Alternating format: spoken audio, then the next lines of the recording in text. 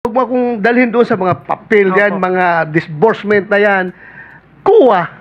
Kung mag-post audit kayo, di ba pupunta kayo sa area, tingnan nyo kung saan ang project. Yes po. O ngayon, hindi nyo nakita. Ano, hanggang kuan lang kayo, hanggang disallowance lang kayo? O hindi nyo nakita. O ano ngayon? So, hindi ba papilin nyo yan as commission on audit na Opo. mag-file lang kaso? Yes po, Your Honor. Yun po yung susunod na hakbang Ay, po susunod. ng Kailan pa COA. susunod? Kasi, Naubos na ang pera ng gobyerno ito. Nabayaran na lahat itong project na ito na hindi nagawa. Tapos ngayon susunod pa. I am so, alam mo, yung mga tao na nanonood sa atin, sabihin nila, kaya pala naglipana yung ghost projects dahil yung kuha, kabagal kumilos. Hindi po, Your Hindi. Honor. Gusto ko lang pong iklaro na yun pong sinasabi nating Ghost Project na isa po sa mga nabisita ay 2025 transactions po siya. At declared po siya na completed as of July 2025. Yun pong disbursement vouchers po niya ay hindi pa po due for submission noong August po na unang hearing natin. Kailan ninyo mapapailan na kaso ito? Because the people are impatient. The people are impatient with all this corruption na Yes, nangyari. Your Honor. Kailan nyo ipapile? Can you give us a... Ganito po siya, definite Your Honor. answer? Opo. Ganito po siya. Di ba po kasama po siya doon sa ating special audit. Sa ngayon po, pina-finalize po yung audit highlights natin sa special audit. Doon po sa audit highlights, Alam mo, yung yes, po, Your mga Honor. tao Opo. nakikinig sa atin Yes ngayon, po. hindi papasok sa utak nila yung special, regular audit or what. Yes po. Ang tanong po sa iyo, kailan nyo tumapailan ng kaso? The soonest possible time po, Your Honor. What is the soonest time? Dahil i-issue po ngayon yung ating Kaya, what is the soonest time? Estimate. this month po, Your Honor. This month. Opo. Mapailan nyo ito ng kaso? Opo. Ngayon, sino ang pwede nyo papailan ng kaso? Sir, based po doon sa audit, sir, yung mga yung mga persons liable po, pwede pong management officials ng DPWH at ganun din po yung mga contractors po. Mr. Chair, since your registration as a corporation with SAC in 2019, your paid up capital up to now remains 250,000. Yet, based on news reports, you bagged a total of 5.022 billion pesos worth of flood control projects. Paano nyo po ito nagawa? Sa loob lamang ng 5 taon, mula sa 250,000 pesos, ngayon bilyon-bilyon na po ang inyong naging proyekto sa flood control. Your Can you Honor. explain to this committee, please? Yes, Your Honor, if I may. Yes. We are a sole proprietor company. We are already 34 years in the business po sa construction. In 1991, it was started by my husband as a authorized managing officer. Tapos nung namatay po siya noong 2007, I have to register again, but yung trade name po namin, yung trade name po ng asawa ko, yun pong ginamit namin. And this is a sole proprietorship company po, sir. In 2019, though, we have registered this company, but it's MG Samidan Construction and Development Corporation with the purpose sana of incorporating po, may magpa-transition sana sa corporation yung sole proprietorship. But nung nangyari na po yung COVID, hindi na po natuloy. So we have been using this sole proprietorship company until today, sir, Your Honor. Yes, ma'am. Thank you for that. Dito muna tayo mag-focus sa 5.02 billion from 2022 to 2025. Saan po itong mga flood control projects na ito makikita? Mostly sa Carpo, Your Honor. Lahat ito, Cordillera region? With yung may nearby provinces lang po sa may La Union at Pangasinan. Pero mostly po sa Car region po. Direktahin na kita, ma'am. Itong flood control projects niyo na ito na 5.02 billion pesos. Mayroon bang ghost project nito? Wala po, Your Honor. So kung isa-isahin natin yan, puntahan natin from lahat ng ginawa nyo from 2022 up to 2025, wala talaga tayong ma-identify na ghost project. Wala po, Your Honor. Oh, thank you for that answer. I hope so na wala. Otherwise, kung may makita tayo later on, you are under oath. I suppose you know the consequences. Yes po, Your Honor. Thank you, ma'am. Thank you. At Thank you po. gaan yung pick up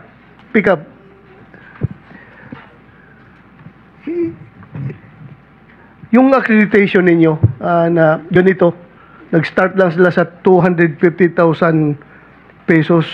Hindi kayo nagulat na within a span of 2019, tapos pagdating ng 2022, 3 years, 2019 to 2022, 3 years, biglang nakakuha sila ng billion na projects. Hindi ba kayo nagtataka nito? Your Honor, PICAP doesn't have an idea regarding the projects that a certain company secures. Like I said, we are... Di ba kayo ang mag-accredit ng ano yun, yung 1 star, 2 star, 3 star, 4 star, gano'n ba yun? Yes, sir. We do the accreditation in terms of category and ARCC, but it is the basis for the implementing agency to qualify that particular contractor on the basis of the categorization and the ARCC. Categorization from E to quadruple A is a measure of the capacity of a contracting company. But like medium A, small a, large B is a measure of the capability of the company. So that means that even if you are a quadruple A company, if your ARCC is small a, then you cannot do billions and billions of projects. And for example, medium A is only until 150 M. So that is on a per contract basis, Your Honor.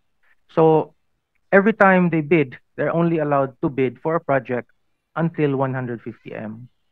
Chairman, I think the Yes. question of Senator Bato, with a company having a 250,000 paid-up capital, that very minuscule amount paid-up capital doesn't come into the picture in issuing a categorization for her license? Wala Yeah. bang bearing yun? Yun ang tanong niya. Your Honor, the basis of a financial of a worth of a company is based on its net worth. Yeah, its net worth in 2019 was 39,484,000. Yeah. Now, the 250,000 pertains to their corporation, but until now, they don't have a license for their corporation. What do you mean? What corporation? Itong Samidan, Your Honor. Samidan? Yeah. Walang lisensya ito? No, they have sole proprietorship, Your Honor. They do not have a license for their corporation. Is that correct, ma'am? Okay. So you are saying that even a sole proprietorship can be given license by the PICAB, Yes, Your Honor. There is no prohibition. notwithstanding the fact that he or the company has only 250,000 paid-up capital, according to Senator Bato. First of all, what is the category of your license? If I may explain it po. Hindi, anong category niyo ba? General Engineering A. But we are not using the corporation po. We are using the sole proprietorship. The corporation. Yeah, I has think no- that's very clear already. Yes. Wala pa kayong lisensya. So ang ginagamit nyo is sole proprietorship. Ang tinatanong namin, ano pong category ng inyong lisensya? It's registered at PICAP as General Engineering A po. A. A po, yes po, Your Honor. So pagka A po kayo, ang allowable range of contract is only 300 million. Tama? Sir, nakakabid po kami according to experience and according to sa sinabi. Doesn't matter kasi merong merong range eh. Yes. Kapag ka quadruple A ka or triple A up to large B, merong yan eh. That will be 450 billion. Ngayon ang tinatanong kasi Senator Bato, sa nakikita ko, Nakakakuha ka ba more than or up to 300 million? Ay, hindi po, Your Honor. Hindi, kasi lalabas ito. Yes, as You are under oath kapag napatunayan na with your category A, nakakuha ka ng more than 300 million, then you will be charged as lying. Baka makontempt ka. So, nakakasiguro ka na hindi ka nakakuha ng 300 million? isang single project po yun, Your Honor. Hindi ba yun ang usapan, Mr. Chair? Yes, sir. For a category A contractor with an equivalent size range So, of B, they can ang bid up sinasabi to niya, hindi siya 300. nakakakuha ng more than 300 million. Tama? Na single project po, Your Honor. Senator, Yeah, ma'am. Just be sure, ma'am, ha? Kasi within the span of 3 years, 5.022 billion. Pag didetalyahin natin yan, baka mamaya may lalabas dyan na more than 300. I'm just cautioning you. kasi pag ang ginawa mo, binrecap mo, ito yung splitting of contract. Halimbawa, 500 million. Ang ginawa mo in cahoots with the DPWH district engineer, 100, 100, 100, o in-split mo yung contract. Then you were able to circumvent the law. So, you have to be very careful. Baka sinasabi mo, per contract. Oo nga, pero in-split ninyo because malalaman po namin yun eh. In the end, you will be confronted with the reality na nagsinungaling po kayo dito. Kaya sinasabi namin kanina pa, yung totohanan lang. So, wala kayong in-split na contract? Wala po, Your Honor. O sige, tingnan natin. Senator, Yeah, Mr. Chair, according to records, ma'am, you have 58 flood control projects totaling to 5.022 billion. So, siguruhin po ninyo na out of the 58, walang lampas sa 300 on. Otherwise, 58 flood control projects. 5 billion divided by 58, tingnan mo. Dali lang. Imposible, Kuha tayo ng kalkulito. Mr. Chairman, imposible. 5 billion 5 billion divided by 58. 58. Oh. let me help you, madam. Thank you, Your Honor. 2024, ilan po ang flood control projects ninyo? 2024, last year.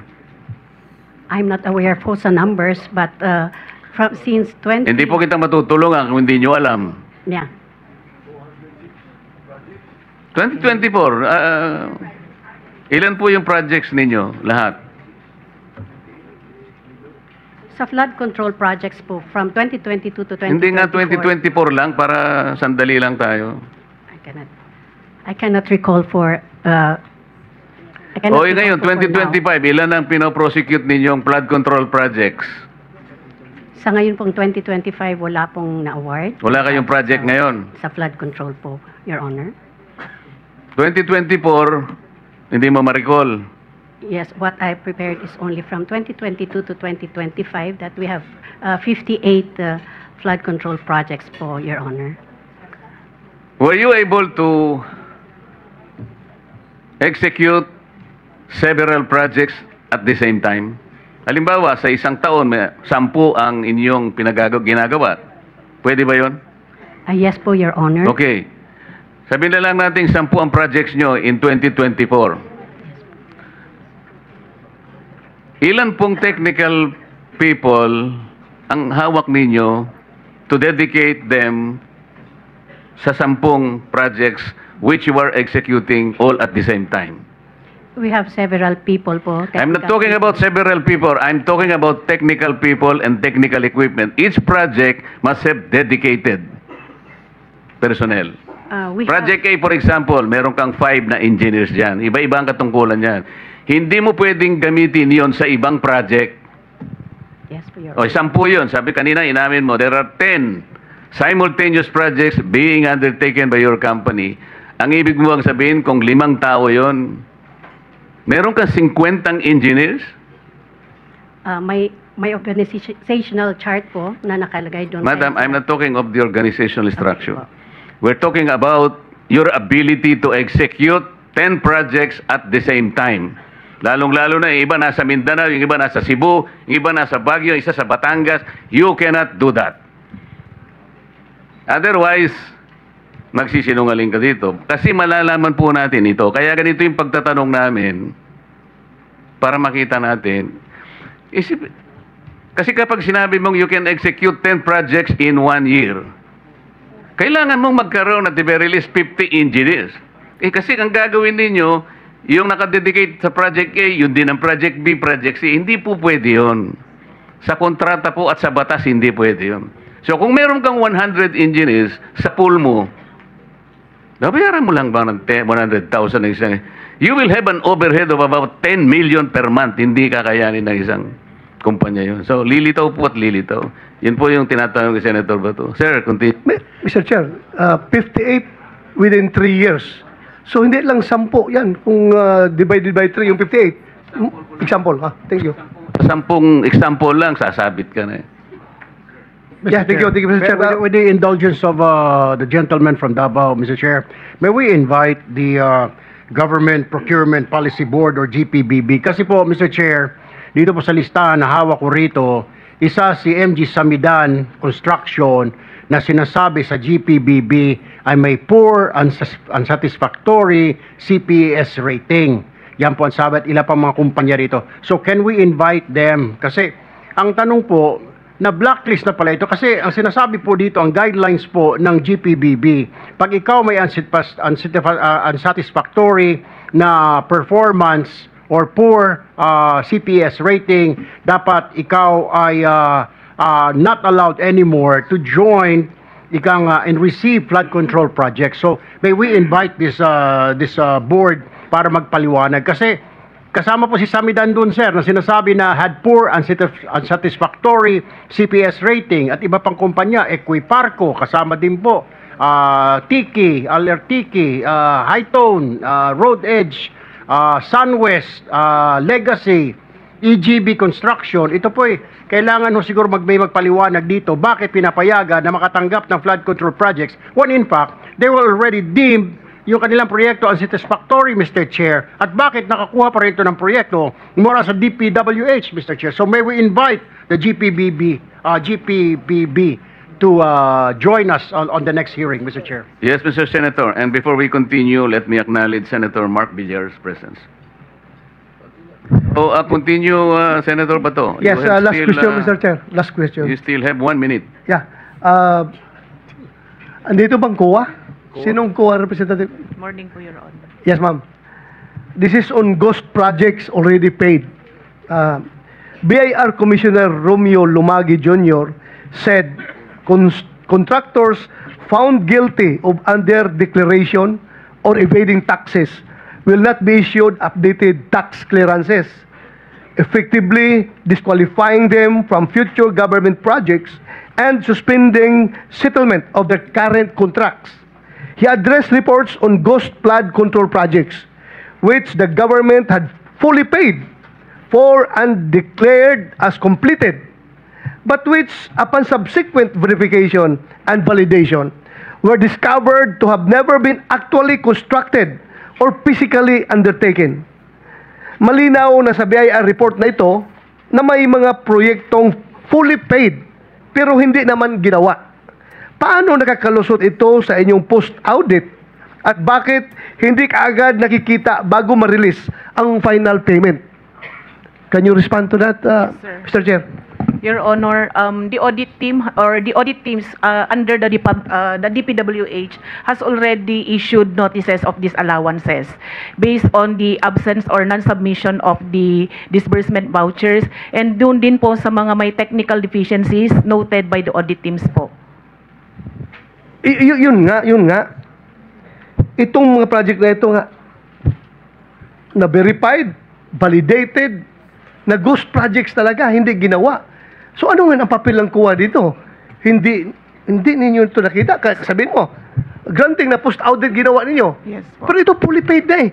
Yes, so we presume na yes, po. nag-conduct na kayo ng post-audit dito. Meron na po, Your Honor, hindi po siya na post-audit, kaya po nag-issue na po si auditor ng notices of disallowances para doon po sa mga projects na yun, Your Honor. At doon sa mga hindi po sinubmit na disbursement vouchers po. Are you happy with her answer, Senator Bato?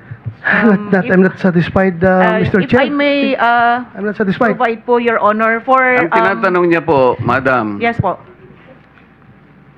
paano nyo inaudit yung ghost project? Yes, Your Honor. Doon po sa case po kasi ng Bulacan, Your Honor, marami pong hindi na-submit na disbursement vouchers. So, hindi naman, kahit several... Ang ibig niyong sabihin, nagdidepende lang kayo sa mga papeles, sa dokumento? Hindi po, Your Honor. Kaya nga po, dahil hindi po sila nakapag-submit, nag-issue na po ang audit teams ng notices of disallowance. Hindi Kayo, mahirap, Mr. Chair, mahirap na puro lang tayo notice of disallowance na klarong-klaro na ito na ghost project. Yes, Your Honor. Yung hindi po kasi pag-submit ng account, sir, or yung disbursement vouchers, pwede pong kasuhan din yung mga persons liable na hindi nag-submit doon sa... Hindi, huwag mo na kung Opo. huwag mo akong dalhin doon sa mga papel yan, Opo. mga disbursement na yan. Kuha. Kung mag-post audit kayo, di ba pupunta kayo sa area, tingnan nyo kung saan ang project. Yes po. O ngayon, hindi nyo nakita. Ano, hanggang kuan lang kayo, hanggang disallowance lang kayo? O hindi nyo nakita. O ano ngayon? So, hindi ba papilin nyo yan as commission on audit na Opo. mag-file lang kaso? Yes po, Your Honor. Yun po yung susunod na hakbang Ay, susunod, po ng kailan pa COA. susunod? Kasi, Naubos na ang pera ng gobyerno ito, nabayaran na lahat itong project na ito na hindi nagawa. Tapos ngayon susunod pa. I am so, alam mo, yung mga tao na nanonood sa atin, sabihin nila, kaya pala naglipana yung ghost projects dahil yung COA, kabagal kumilos. Hindi po, Your Hindi. Honor. Gusto ko lang pong iklaro na yun pong sinasabi nating ghost project na isa po sa mga nabisita ay 2025 transactions po siya. At declared po siya na completed as of July 2025. Yun pong disbursement vouchers po niya ay hindi pa po due for submission noong August po na unang hearing natin. Kailan ninyo mapapailan na kaso ito? Because the people are impatient. The people are impatient with all this corruption na Yes, nangyari. Your Honor. Kailan nyo ipapile? Can you give us a... Ganito po siya, definite Your Honor. answer? Opo. Ganito po siya. Di ba po kasama po siya doon sa ating special audit. Sa ngayon po, pina-finalize po yung audit highlights natin sa special audit. Doon po sa audit highlights, Alam mo, yung yes, mga Your Honor. tao Opo. nakikinig sa atin Yes ngayon, po. hindi papasok sa utak nila yung special, regular audit or what. Yes po. Ang tanong ko sa iyo, kailan nyo tumapailan ng kaso? The soonest possible time po, Your Honor. What is the soonest time? Dahil i-issue po ngayon yung ating Kaya, what is the soonest time? Estimate. this month po, Your Honor. This month. Opo. Mapailan nyo ito ng kaso? Opo. Ngayon, sino ang pwede nyo papailan ng kaso? Sir, based po doon sa audit, sir, yung mga yung mga persons liable po, pwede pong management officials ng DPWH at ganun din po yung mga contractors po.